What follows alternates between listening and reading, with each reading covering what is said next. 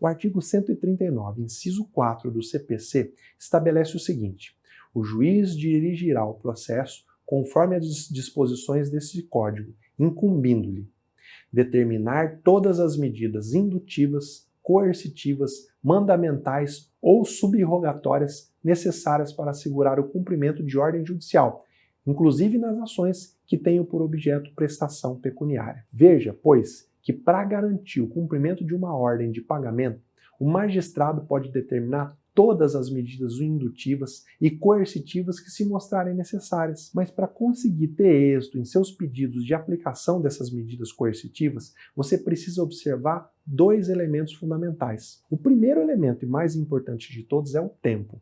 Você precisa saber o momento adequado de pedir a aplicação dessas medidas coercitivas. Segundo, a medida que você pedir deve ser coerente, razoável e não pode de maneira alguma ofender a dignidade do devedor. Vamos lá? Vamos falar sobre o momento adequado para pedir a aplicação de uma medida coercitiva. Você nunca, jamais vai pleitear a aplicação de uma medida coercitiva logo no começo da sua execução ou do seu pedido de cumprimento de sentença. Da mesma forma, você não vai pleitear essa medida assim que tiver sido frustrada uma primeira tentativa de penhora. As medidas coercitivas têm sido aplicadas pelos magistrados e confirmadas pelos tribunais como medida de exceção, ou seja, quando já se tentou praticamente de tudo para localizar bens do executado sem ter tido sucesso. Então, na prática, nos seus processos, você só vai pleitear a aplicação de alguma medida coercitiva, como a apreensão da CNH ou passaporte do executado,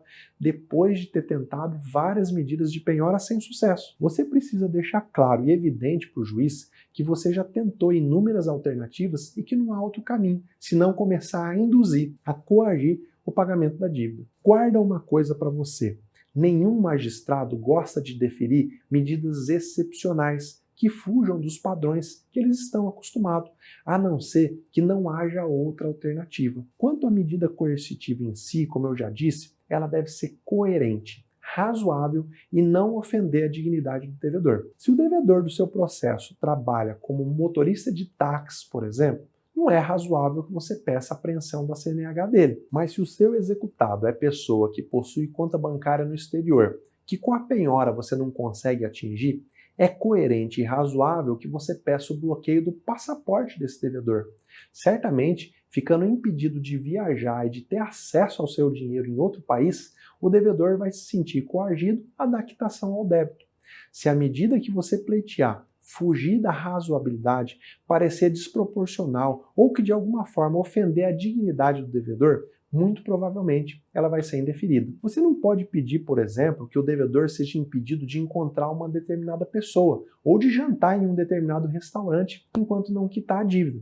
Aos olhos de qualquer pessoa, isso seria desproporcional e fora da razoabilidade.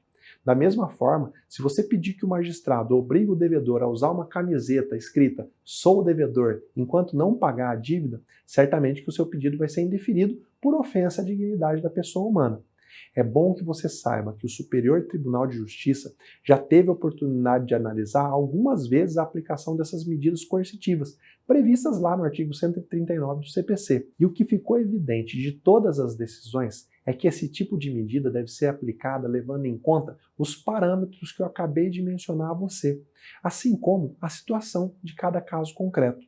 Para que você possa se aprofundar mais sobre esse assunto, vale a pena a leitura do recurso em HC cujo número está aparecendo aqui na tela. Esses recursos são oriundos do Superior Tribunal de Justiça e você pode acessá-los a qualquer momento. Eu acredito que deu para você perceber como é importante saber a hora exata de apresentar as suas postulações dentro de uma ação de execução. Não basta apenas que o seu pedido seja adequado. O momento processual em que você apresenta ao juiz é fundamental para o deferimento ou indeferimento.